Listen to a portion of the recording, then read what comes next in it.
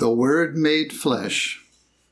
Mrs. Eddy says, Science and Health, page 241, "The error of the ages is preaching without practice," which means the statement of truth without its simultaneous visible or concrete expression accompanying it, seen in what we call practice, is the error of the ages.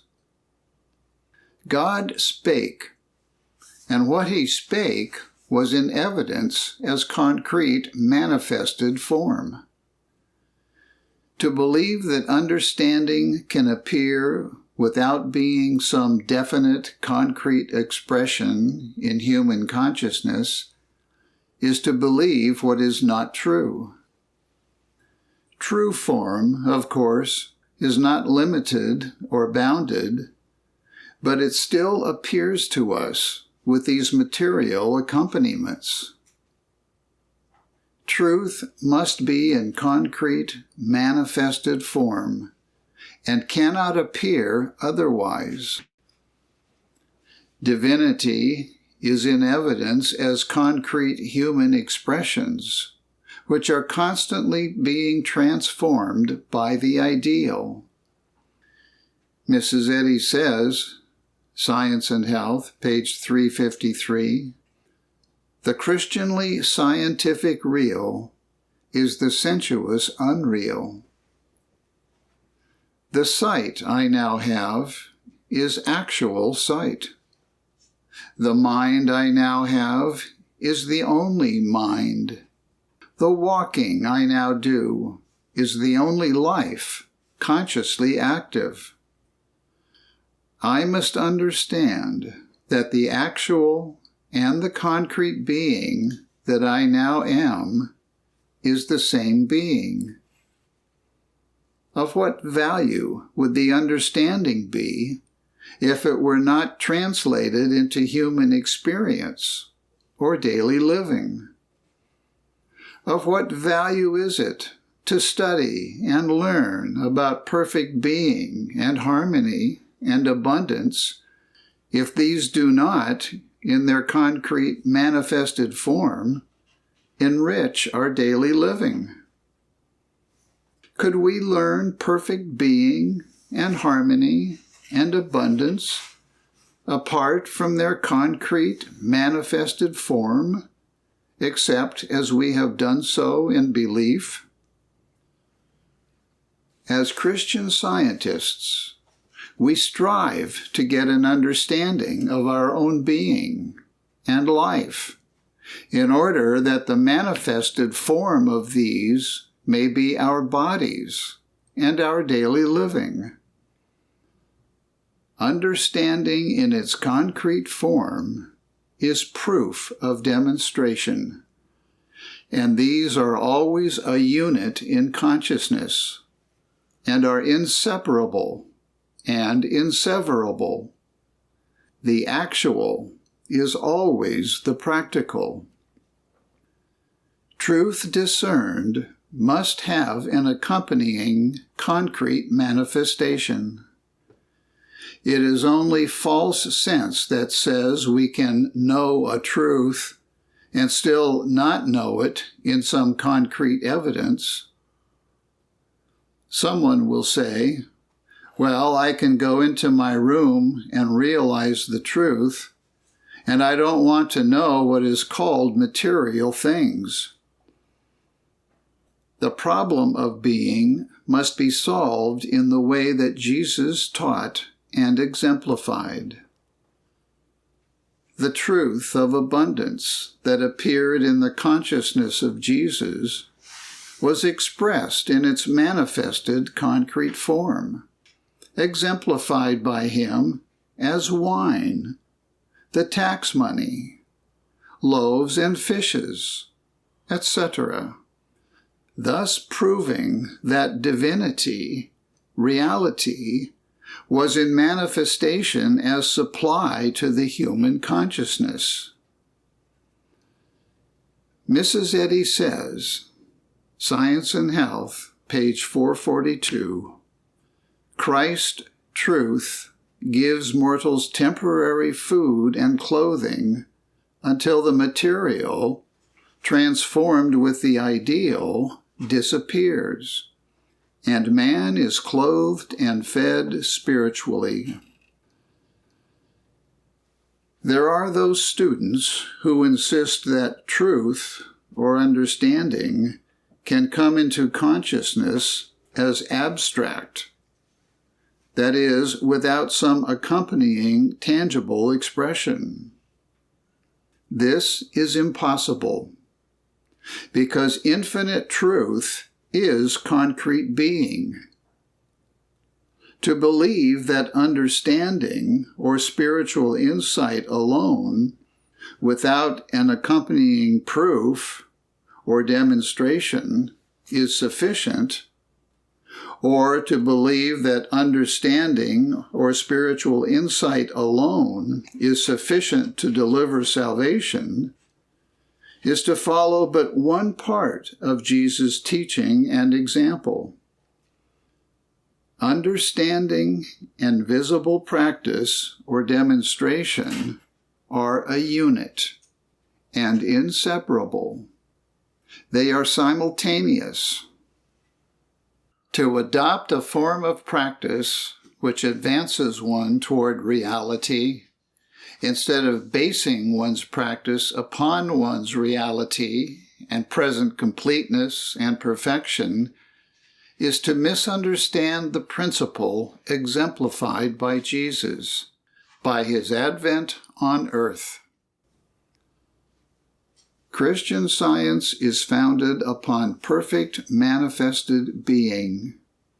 It was because Jesus understood and declared himself to be the life and truth and the way, the concrete manifestation of God, that he was able to demonstrate or give proof of this fact. In every instance, Jesus presented the unity of his understanding of perfect being and the concrete proof or demonstration thereof. At no time did Jesus base his practice upon the belief that he was a human being advancing toward the Christ, and at no time did he believe that he would sometime become the Christ. No, he was the Christ, and Christ must be in evidence as concrete being, expression. Jesus practiced from the standpoint of his divinity, from the standpoint that he was the Christ. And because of this correct starting point, the divinity of Jesus was expressed simultaneously in his true humanhood, or his humanity. This true humanhood Jesus never surrendered, but changed it from glory to glory, on through the resurrection and ascension, ever onward and upward. Jesus demonstrated and exhibited the Christ. We must do the same. We must perceive our actual, perfect, manifested state as already established, or we have no principle to demonstrate. God, soul and body, as a unit, must be in evidence as the mind and body we are now, or what is termed a human being. And unless we practice, have faith and confidence in our actual, perfect, manifested state, how shall we prove that we exist as the Son of God? For a student to assume a position for himself above the necessity of both understanding and demonstration leaves that student in the position of the Son of God, but without expression, and therefore unknown. This would be like having heaven without having our earth, and such a thing is impossible. Heaven and earth are coincident, and likewise divinity, the actual, and humanity, the manifested degree of the actual, are coincident and inseverable. In John 1, verses 1 and 14, we read, "In the beginning was the Word, and the Word was with God, and the Word was God. And the Word was made flesh," means that God, individual mind, is evidencing himself as individual consciousness, or individual man, seen by us as humanity. The Word is Christ, and Christ is what mind is consciously. Christ is the divine idea, concretely existing as the health, the harmony, the sight, the hearing, the form, all the quantities and qualities that now are. We need to admit these to be actual, and then we can prove that they are imperishable, unalterable. The Word made flesh does not mean that Christ, the divine idea, was in evidence as a state that was personal, corporeal, and mortal. No, that was a misconception of the reality of things as they are at hand. The flesh of the Word are those concrete evidences which exhibit the Word, or are the evidence of the actual at hand. Jesus demonstrated that the flesh of the Word was at hand as imperishable sight and hearing and wholeness and supply. The flesh of the Word was also in evidence as his own incorporeal, weightless, incorruptible, deathless being or body. We must look beyond and above the evidence of the material senses. The Word made flesh, Mrs. Eddy says, is the truth rendered practical.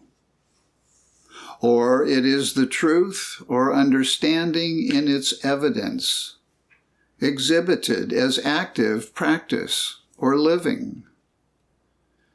The Word made flesh is the truth in demonstration or in concrete evidence. It is the truth or the actual exhibited in practice or daily living. When considered relative to Christian Science practice, the word of truth is the understanding, and the flesh of the Word is the practice or concrete evidence in demonstration. Let us remember that the exhibited and its exhibition is one and the same thing. And let us see to it that we are not mentally separating the understanding from its concrete flesh, that is, from its practice or demonstration and its evidence. The understanding and the practice are coincident. They are a unit in being. They are indivisible, inseparable, inseverable. The Word made flesh is divinity appearing as humanity, appearing as true humanhood. Let us never again put a mental separation between our divinity, that is, actuality, and our humanity, because of the paralyzing results to us. Illustration: the miser. It is not infrequent that we read in the papers of someone passing on in poverty and cold and hunger, who had plenty of means at hand to make himself comfortable. The fact that he had money was of no practical value to the miser, because he did not translate his money into needful things, such as food, warmth, and clothing. The miser may look at his money, count it over and over, but until he removes that mental wall which separates his wealth from his daily living, until he removes that which keeps him from translating that wealth into practical, concrete, right expression, that wealth is of no practical use or value. Likewise, it is possible that we may have quite an understanding of our reality, of our divinity. We may read a lot, listen to many splendid lectures. We may vision harmony and good, and yet live in discord and sickness and limitation, just like the miser. How often we finish our mental work, close the book, only to return immediately to our inharmonies. Why is this? Because of our mental separation, a sense of separation between what we understand we are actually and what we are concretely or humanly. We do not really believe that what we are humanly is our actuality because of our misconception of ourselves. Of course, there is no such separation. What we are humanly is the actual, still seen as humanity. Mrs. Eddy says, Science and Health, page 353, the Christianly scientific real is the sensuous unreal. If we fully understand this, we would believe that what is at hand, the actual and its concrete manifestation as a unit, would have the power in and of itself of better expression and demonstration. It is because we separate our humanity from our divinity that we are unable to practice our divinity. The false belief that divinity actually is one thing and concrete humanity is entirely another thing results in a wrong starting point in our practice. This wrong starting point separates one from divinity.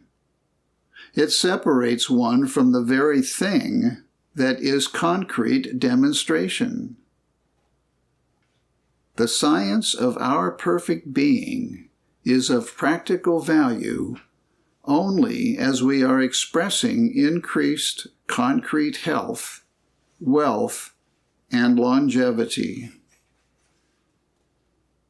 The science of our divinity should be practical in overcoming worry and ignorance, sin, sickness, and death. The kingdom is come in earth as it is in heaven. and the middle wall of partition is broken down. It has been broken down ever since that day of days, when the veil of the temple was rent, and man was free to enter the Holy of Holies. Section 2. The Word was made flesh. The how of the way. Someone may ask, what is the way?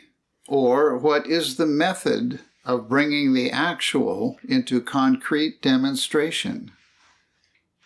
Of course, the how to do a thing, the way to do a thing, the process or method of accomplishing a thing must be understood before accomplishment can take place to any great extent. We know that Jesus was the exemplified way, and he set out the way or process for us all. And he set it out in his imperative command, "Ye must be born again." That rebirth is the discovery that you are a perfect being, immortal now, and that divinity is in practice or conscious operation as humanity. In order that we might appreciate the process of being born again, or discovering our actuality, Jesus set out and discovered great truths, and these truths or principles, when utilized and individualized in daily living, become the method or process by which we use our nativity in spirit. Jesus' method of procedure in his demonstration of any and every event was set out in his one fundamental announcement, "I am not come to destroy, but to fulfill." This process of fulfilling, instead of destroying, is as essential in our daily living and demonstration as it was in the days of the Master. The process of fulfilling, instead of destroying, is the being reborn. Fulfilling in righteousness was Jesus' method. So we are born again, or reborn through the living, conscious process of fulfilling. No matter what the problem, nothing else is necessary on our part but fulfilling in righteousness. The process of fulfilling is adequate for all things. As we pattern the Master, as we utilize the principle he set forth, we too shall find that there is not evil as evil to be destroyed. We shall find that the works of the devil, delusions, are simultaneously destroyed or taken up by the active process of fulfilling. I believe that there is not one student in 100 who does not insist that the mind he now has is mortal mind. The student may have been declaring for 20 years, "God is my mind," but nevertheless, he still believes that the mind he now has is mortal mind. Our dictionary and our textbook both tell us that mortal mind is the name given to ignorance, and ignorance is nothing, no thing. The phrase mortal mind implies something untrue and therefore unreal. And as the phrase is used in teaching Christian Science, it is meant to designate that which has no real existence. Science and Health, page 114. Because the student believes the mind he now has is mortal mind, he thinks he must get rid of it through treatment. And if he starts with getting rid of the mind he now has, he isn't starting to fulfill the mind he now is. There is only one mind. So the mind you now have is God, the only mind. It is true that you need to subordinate your fleshly perceptions about it, but nevertheless, the mind that is here now is the only mind. No matter what the state or stage of expression, this human mind is not to be destroyed through treatment, but rather, through treatment or prayer, this human mind is to be fulfilled in righteousness. Again, there is not one student in 100 who does not insist that the body he now has is material and mortal, and that it must be disposed of or changed through treatment. The only soul or body there is God. And God is mind, and the body of each one of us. Each one of us is the one in some particular individual expression or member. So-called mortal mind and body, a mortal, is a false representative of man. This misconception or misstatement of mind and body, a mortal, is not objectified. It is not a person, place, or thing, Mrs. Eddy says. So I do not have to destroy it, and I do not fulfill it through treatment, any more than I destroy or fulfill my ignorance of music. I fulfill the degree I already apprehend of music. That takes care of ignorance. I, as eternal entity, do not live in that which is only a misconception. Neither does the misconception live or die. A misconception or ignorance is like a shadow, without substance, life, or intelligence.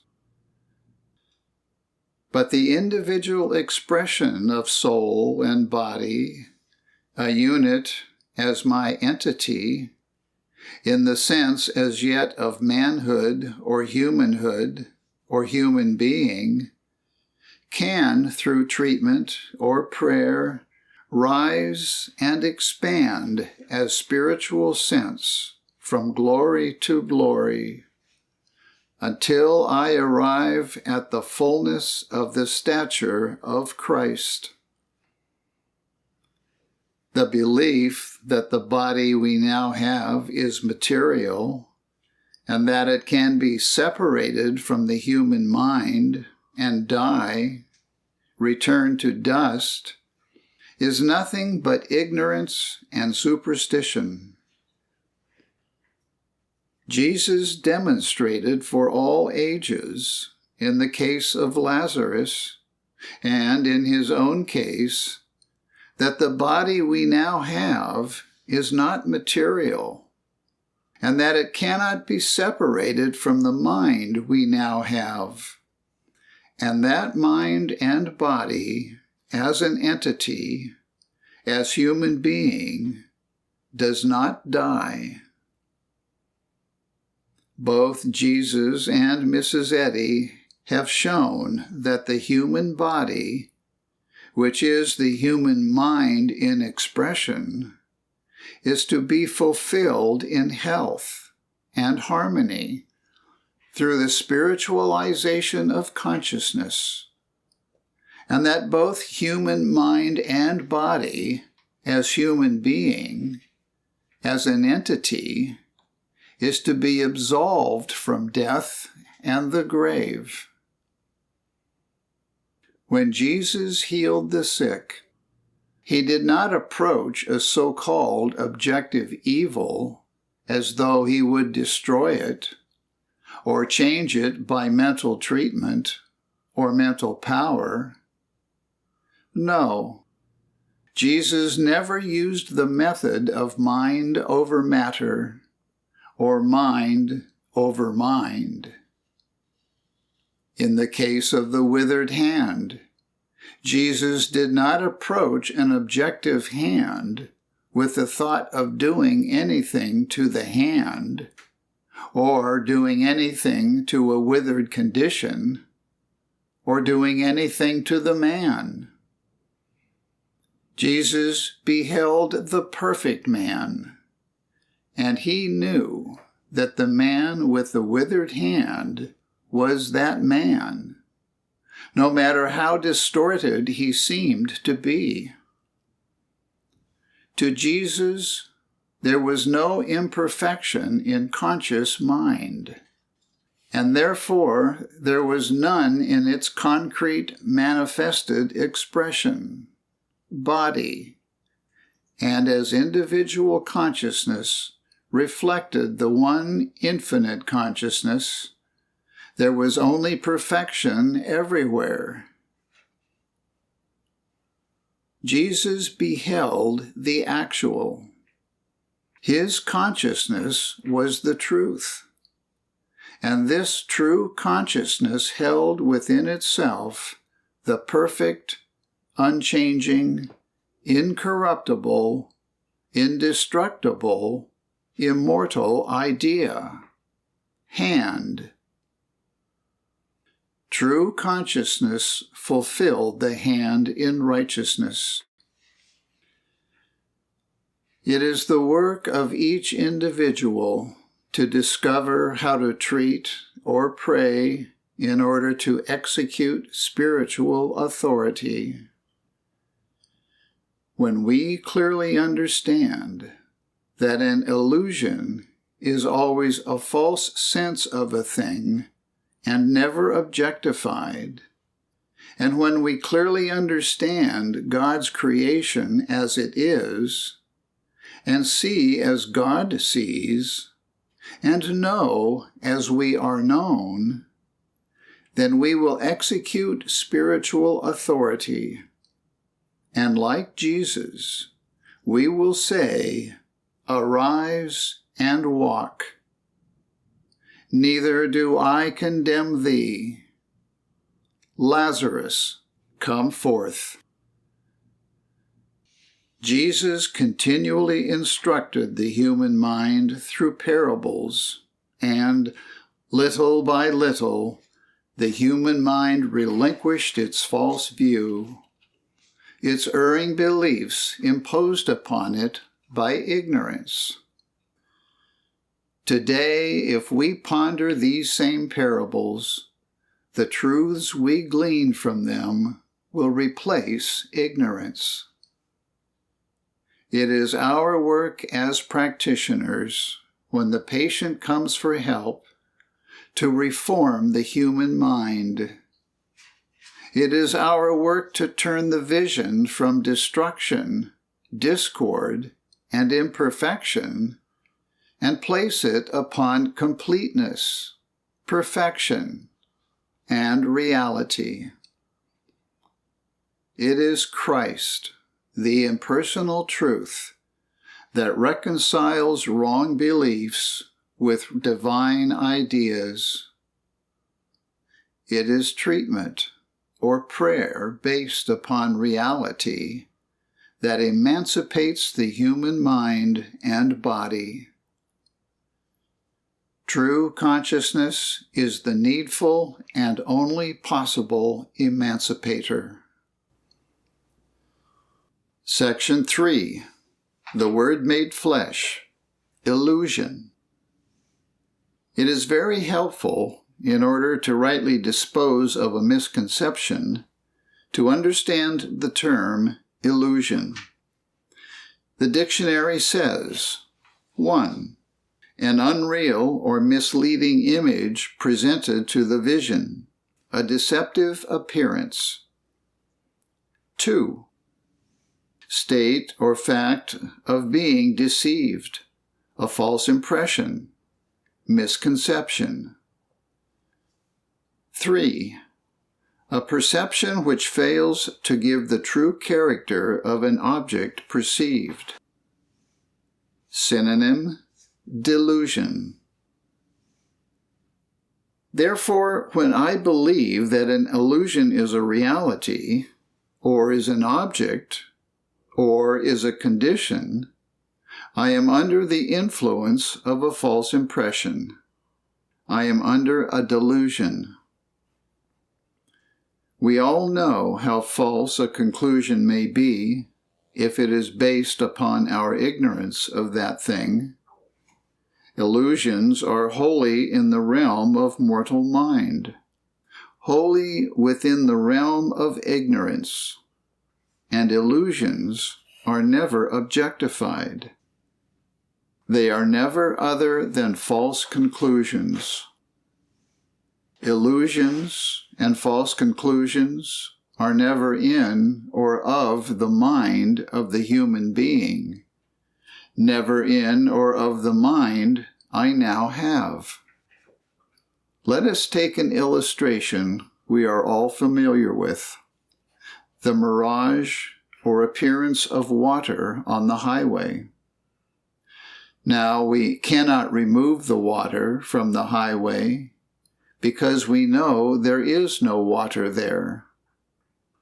Water as water is not objectified. It is not present, and it does not fill space. We know that the highway is dry because of personal experience. Let us assume that there is a stick over there in the corner, and because of dim light, I think I see the stick move, and I think it is a snake. My belief that there is a snake in the corner does not objectify a snake. I cannot extricate a snake from a stick. Just because I believe a thing, my belief does not objectify the thing.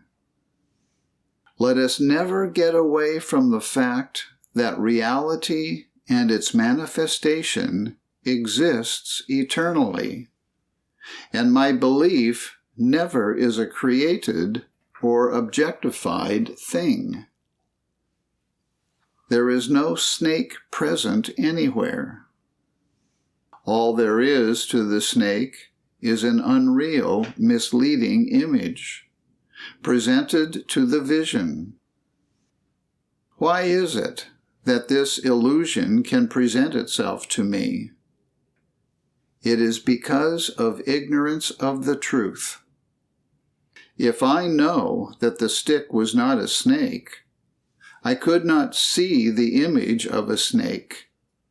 Neither could I be under the influence of a false impression.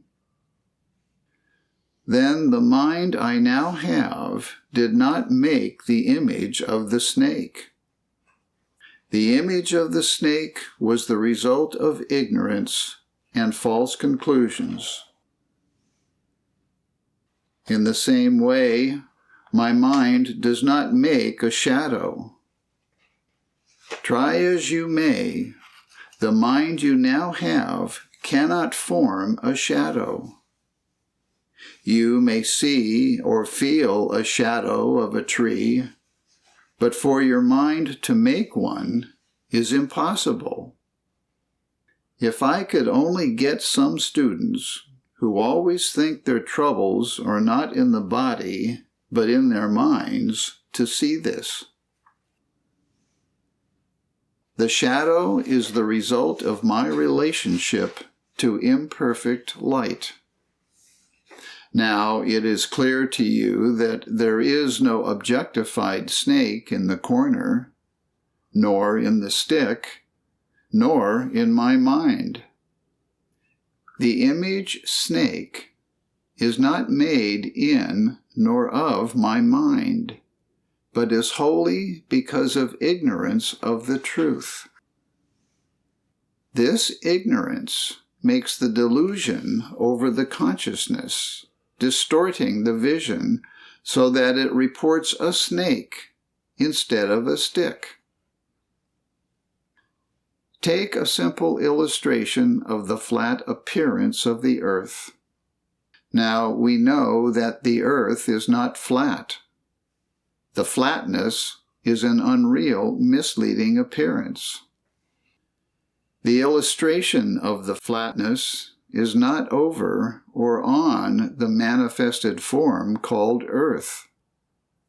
Flatness is not over or on the earth at all. When I think that the water or the snake or the flatness are objects or a condition at all, I am under a delusion or false impression. But the delusion is over the consciousness, distorting the vision, so that it reports flatness instead of roundness. In this particular case, our ignorance has been corrected by intelligence, so that the false appearance of flatness does not disturb us. From experience, we all know how erroneous and false are our conclusions about anything when based upon ignorance. I recall when a child, I was playing in the yard at dusk and came upon a black object, and I thought it was a dog or a bear, and became terrified. The next morning, I found that this terrifying object was only one of Father's old boots that the dog had been playing with. How differently we see in the dark, or when in ignorance, from the way we see in the light of truth. Ignorance always causes a superimposition to take place, seemingly causing something to be seen or felt which is not present. And this superimposition, which seems to be caused, is nothing at all. And in the light we behold the nothingness of it, and the fullness of truth. All limitation is an imposition of the mortal mind. Limitation is the seeing of lack where there is plenty, the feeling of sickness where there is health, the experiencing of discord where there is harmony. It is the same as walking in the dark and seeing things that are not present. I am sure I hear some say, "But Mrs. Wilcox, I feel my trouble is no illusion either." Let us take the illustration of one on a train, the train standing perfectly still. That one may feel his train moving, and can feel himself moving when he is not moving. All the time it is another train moving. All that one needs to do is to look out of the window on the opposite side, and his false impressions are corrected. Immediately, his feeling of movement ceases. It ceases the instant he knows that his train is standing still. If one would look at the reality of his being as readily as he looks out the window on the opposite side of the train, all healing would be instantaneous. As with the illusion of the train moving, so it is with the illusion of the diseased or deformed or suffering or aged body. All these conditions are purely felt illusion, and are so-called mortal mind sensations, ignorance of the reality of being, and are not in nor of the mind we now have. Neither are they touching the body we now have, any more than the flatness troubles the earth. Oh, how different things might be with us if we only had more understanding. These seeming conditions are no conditions. These illusions are not over or on the manifested form called body. The body is not diseased or deformed or depleted or aged at all, because the mind we now have is God. There is but one mind, and the body is as perfect as the mind it manifests. These illusions are not in nor of what is called my mind.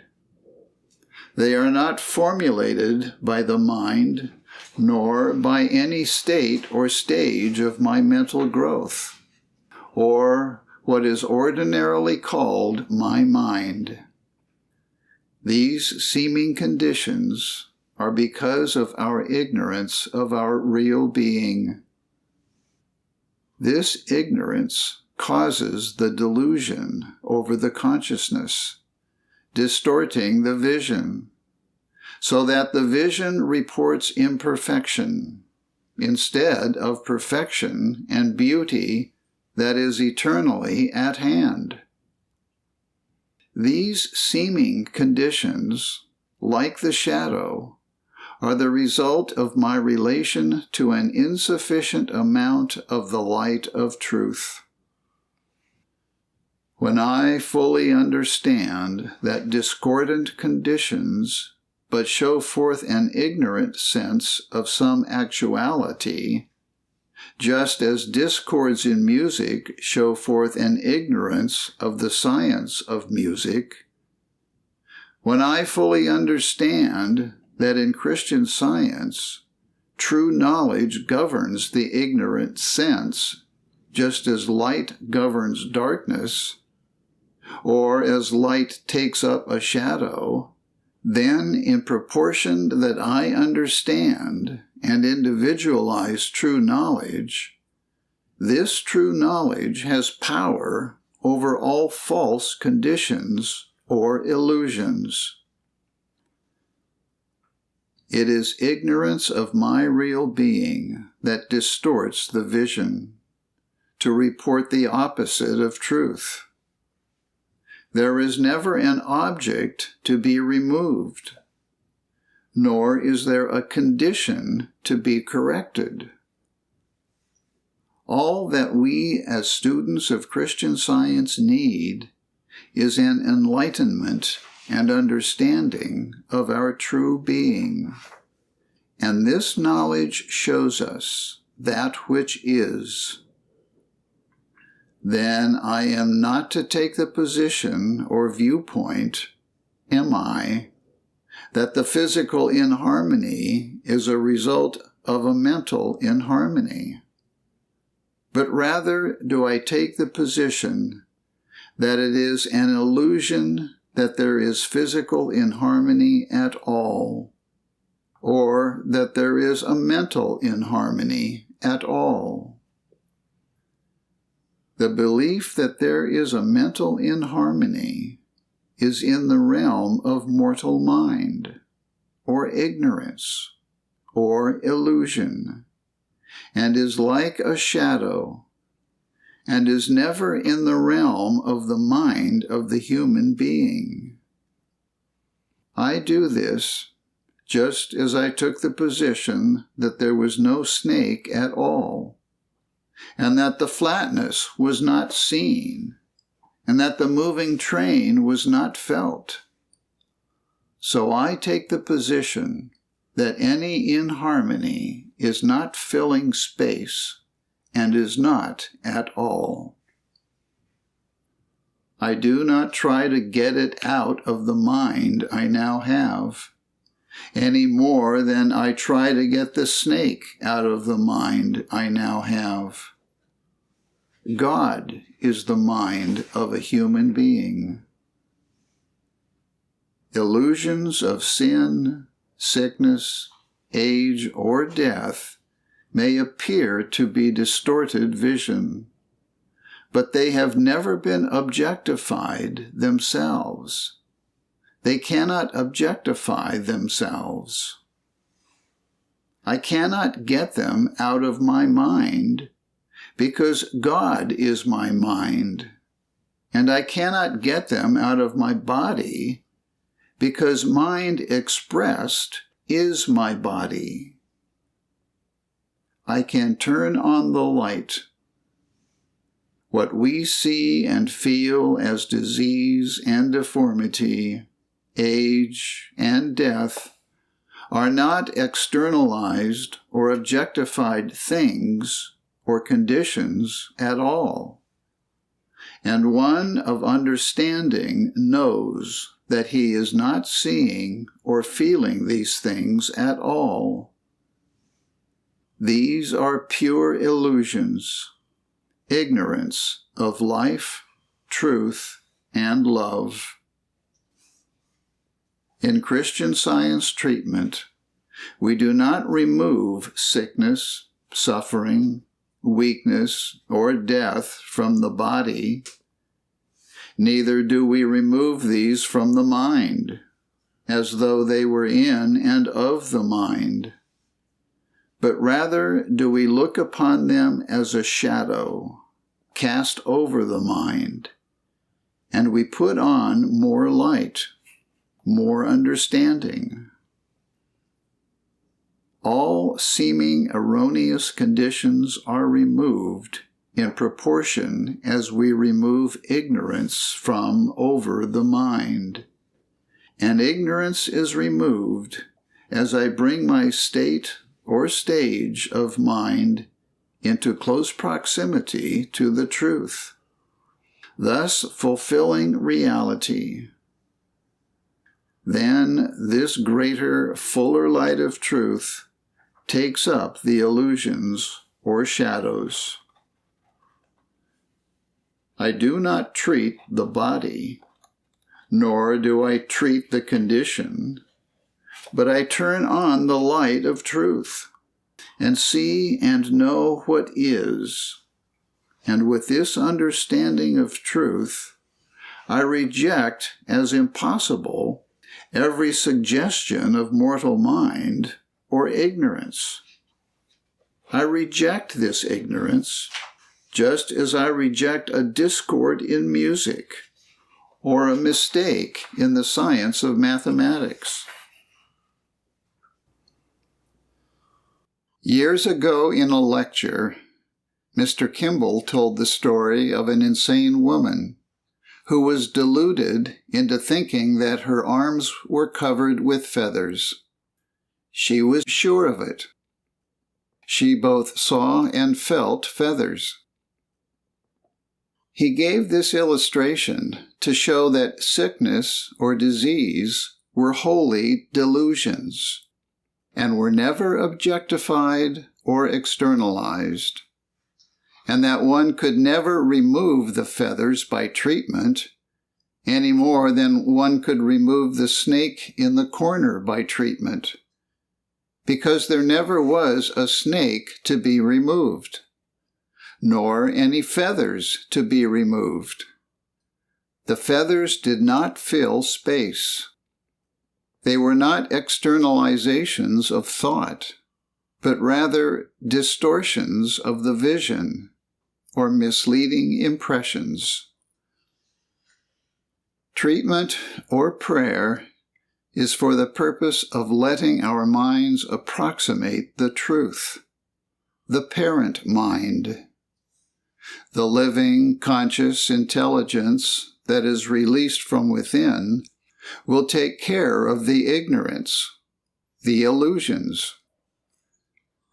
To perceive with understanding that any inharmony or imperfection is a misstatement, a misconception of a genuine fact, would be to free oneself instantly. The great need of the hour is that we reconcile our state of consciousness or sense of existence with the truth of reality. And this reconciliation can never take place outwardly, for it is always within the individual consciousness. We know that the snake requires no reconciliation with the stick because the snake has no objective formation. The water requires no reconciliation with the highway because the water is not form at all. The reconciliation must take place in consciousness.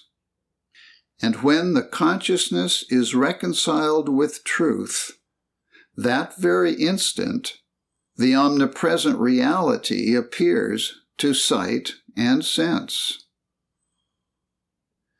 The only form creations there are the eternal manifestations of spirit, and the manifestations are omnipresent and indestructible, the only presence. Mrs. Eddy says, Science and Health, page 516, quote, "When we subordinate the false testimony of the corporeal senses to the facts of science, we shall see this true likeness and reflection everywhere." End quote. When Jesus wakened Lazarus from the illusion of death, the appearance called death in the body vanished simultaneously with his awakened consciousness. This proved that Lazarus, in both mind and body, was just as much alive, even when he appeared dead to sight and sense, as he ever was. Paul's demonstration was not in destroying the viper's power to cause death. His demonstration was the proof that a viper is mind in particular form expression.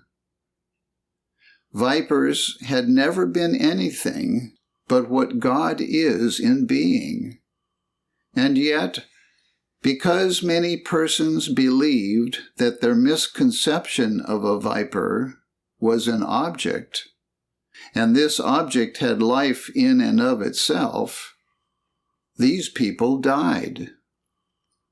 They died not because their misconception of a viper existed as an objectified thing, not because they were bitten by a viper, but they died because of their belief or delusion. Oh, how many of you are spending much time in inharmony because you have objectified your misconception of man as a husband or wife or somebody, and given this illusion life. Daniel was sufficiently illumined by truth that lions are harmless and peaceful. They always had been, and always will be, the eternal manifested form of spirit. The lions were not to be destroyed. A lion will always remain a lion, to lie down with the lamb. But our misconception, objectified as a lion, will change, as our false belief is reconciled with the truth of mind's creation. When humanity attains the true concept of its divinity, the mental and spiritual will be harmonized, and truth will reign supreme, and heaven will be viewed as here on earth. Jesus, while in human form, established to sense and to sight the truth he presented. He set before the world the proof that there is no power and no presence whatsoever in sin, sickness, death, bondage, and limitation. This is an exalted vision, but without it we perish. You are ready for it. You will find it on every page of your books. It is a vision higher than an improved belief, or of a conviction, or faith. It is understanding. You are ready for it. I am ready for it. It is a vision of understanding, or true knowledge, and with this vision, the Word will become flesh. Let the glorious science of celestial being, which we are visioning and studying, be brought out in daily living. Then the race will be elevated. The earth will be blessed, and the demonstration and proof of heaven here at hand will be seen in the healing of the sick, the raising of the dead, and in our restoration to paradise. There is at hand a new era of practical Christianity, wherein the might and glory of spiritual vision delivers to us the demonstration of the reality of all things. The demonstration or reality of all things will unfailingly follow the utilization of the power of spiritual light over darkened sense, and of divine science over false beliefs. I want to present a fundamental truth, and in order to make it clear and to aid those of this association who are not so advanced in the practice of Christian Science, I shall illustrate it. This fundamental truth is: all things are mental and spiritual. It is a wonderful thing to understand that all things are necessarily formations of the one conscious mind, and that all things are just as necessarily spiritual because of the character of mind.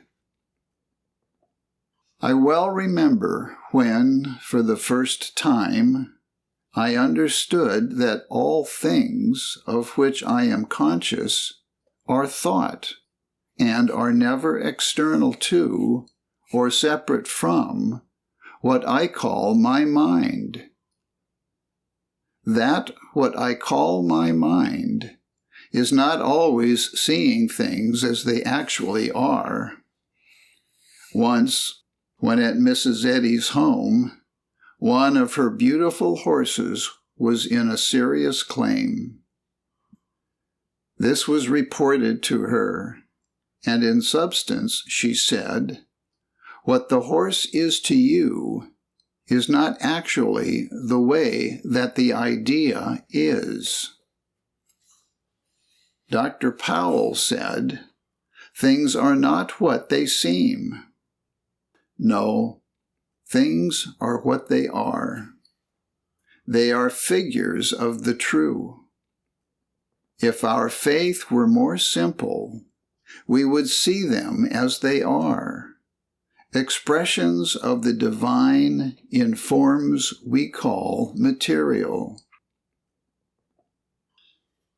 Mrs. Eddy showed us that the so-called human mind held within itself its own self-made concept of horse, and attached to its concept of horse its own qualities of being, sick or well.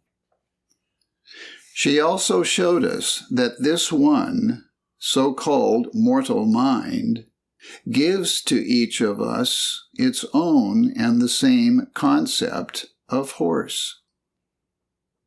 She then showed us that this beautiful horse, which we all so much admired, was wholly within the realm of consciousness as image or idea.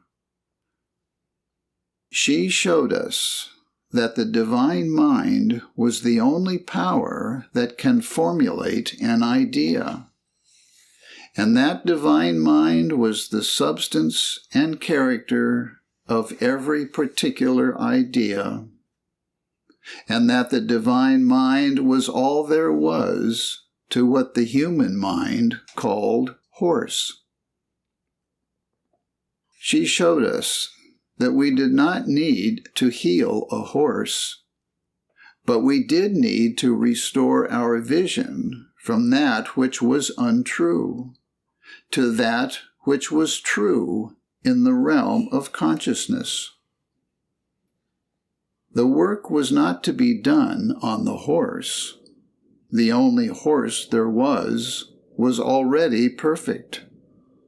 And she showed us that the true horse was the one and the same horse in each individual consciousness. We thoroughly understood that the horse, which we saw as material and sick, was to be seen as it was. We were not to change a sick horse into a well horse, but we were to change our thought from belief to truth. We also thoroughly understood that the divine mind was the I, or ego, present, that we were calling the personal I. And this divine mind, present, was conscious of and seeing its own contents or idea, horse. The horse did not need healing.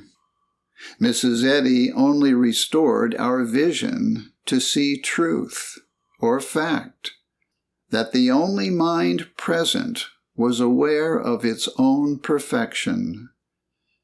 And with the restoration of our vision from that of belief to truth, the horse appeared to us as he had always been. This was my first clear apprehension of the fact that a Christian Scientist has nothing to do with effects. If a Christian Scientist has the divine mind present as the only mind, this mind itself sees and is aware of its own identity as effect. I understood for the first time that if I allowed the so-called human mind to have place, then the human mind would see and know its own imperfect concept, a sick horse needing healing. I understood the necessity of maintaining the fact of the one divine mind. True enough, it does seem that there is a so-called human mind that sees and feels the contents and qualities of its own erroneous mortal self, and in order that what I call the personal I may see and feel the good, I must understand that the divine mind, the one I or ego, is all there is present to what I call my mind. I must let that mind be present, which is the cause of good, and which sees and feels itself as being all good effects.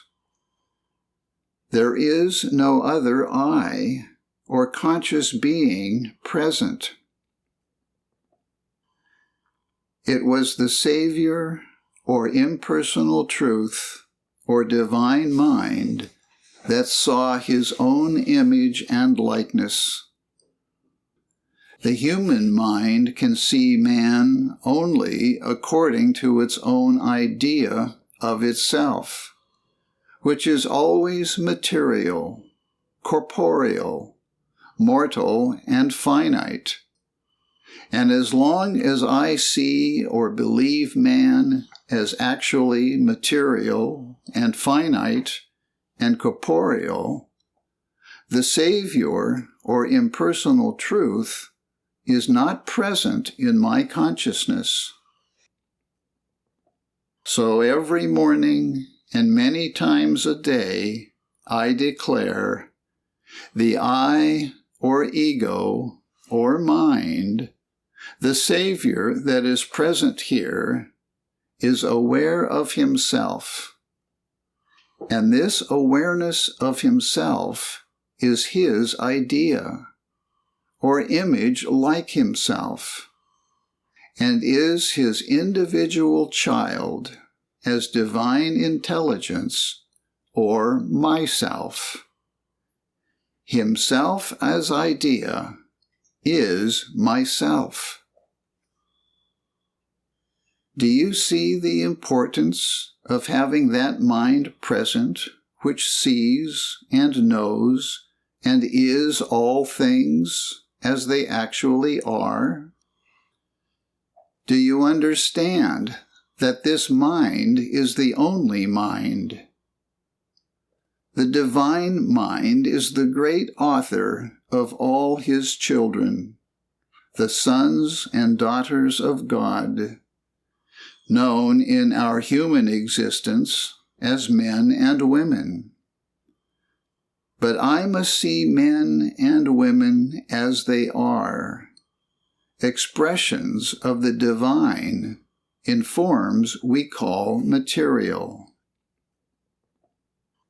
We are, each and all, the infinite disclosures of the one divine conscious being, and various expressions of the one and the same divine mind. We make up the spiritual universe. God, or the one and the same mind, is the existence, the substance, the character, and the intelligence of each one of us. Just as the one light or sun is the substance and the shining of all its rays, the one light, being, is all there is. God, or mind, is each one's selfhood. God, or mind, is all there is to each one of his children, and to all his children. There is nothing but the divine mind in his infinite disclosures or expressions. The function of man. The function of man, or the function of the sons and daughters of God, who appear to us as men and women, is never other than reflection. Man, as the idea of God, receives all that he is from the mind that constitutes him, and gives back to that mind the fact of mind's own being. A reflection always does two things. It receives, and it gives back what it receives. In this way, reflection establishes the divine mind to itself as a great fact or entity. Just as humanly your idea of yourself gives back to you the fact of your own being, and establishes you to yourself as an entity. If we could remember that I can of mine own self do nothing, then we could better understand that we are a living, constant reflection. We should know the tremendous importance of our function and divine purpose, that of being reflection. In substance, Mrs. Eddy once said to a student, "Every mortal has been taught to believe that he holds within himself the capacity to give birth to many things. In other words, to be a maker of many things. Every mortal has been taught that he of himself can make a home, a living, a career, produce a condition, an atmosphere, or an organization, and all in the face of the Bible declaration, 'The Lord is thy Maker.' God is the principle and life of all his ideas. He is, therefore, the only source of all that constitutes a living. Man's living, then, is made. God made it, and man has it in the measure that he is reflection. Man is dependent only on God for it." What is this argument of everybody, sick or well, my house, my family, my bank account, my letter which I am writing, my church, my disposition, but the belief that we can give birth to many things, that we can be a maker? In reality, all we can do is reflect, and we have the infinite capacity to reflect the perfection of infinite mind. I want to repeat about reflection. 1. You can see that humanly you would not exist to yourself if it were not for the idea of yourself. 2. The idea of yourself establishes you to yourself as an entity. 3. Does not the idea of consciousness of yourself equal you? Would not this idea of consciousness include all that you are? Reflection. 1. Now divine mind has an idea of himself, and mind's idea of himself is man. 2.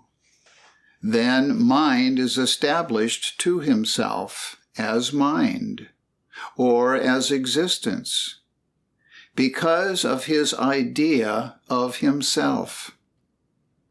His idea gives back to him the fact of his own being.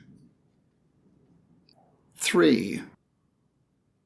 Now you can see the divine purpose or function of man as idea or reflection. 4. There would not be the established fact of one thing in mind's creation were it not for man as idea or reflection. 5. Then is not mind's idea of himself equal to him, although dependent upon him? Then does not idea or consciousness include all that mind is? You will admit that mind's idea is all-inclusive, as is mind. Reflection practical. 1. Then why should a Christian Scientist select some certain things that he would like to have true and try to bring it to pass? 2. There is a tendency among Christian Scientists to demonstrate something, to demonstrate health, or to demonstrate abundance, which is perfectly legitimate. 3. But the fact is that the divine mind is now, and he is all. Man, the idea or reflection, is now. One cannot make a demonstration by believing that something is going to take place which is not already true and in existence, and is not already ours. 4. There is not a man in the universe that is less than the absolute expression of an infinite God, and that is not the idea of all-inclusive good. 5.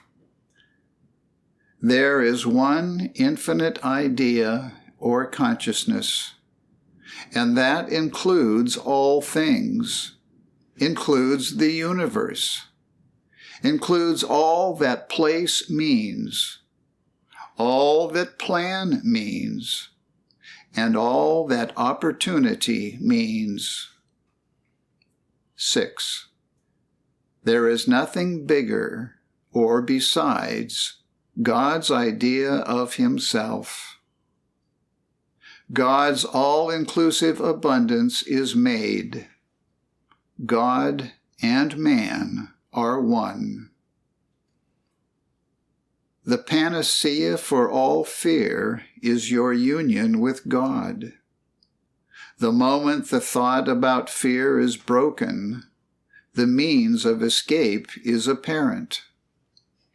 The thing that you fear, you hate, and the thing that you hate is fear. The cleansing of the mind from hate takes away much of the value of fear. Your very enemy is to bless you, because you have called out the God in that bewildered image of human belief, and he has come forth. The permanent identity of Lazarus was able to pick up his body from death and putrefaction and bring it forth perfect, for he had life everlasting, and spirit was present in every cell and fiber of his consciousness. There is no security in the human consciousness. Spirit is joyous and consciously free, unbounded by anything human wisdom may set down.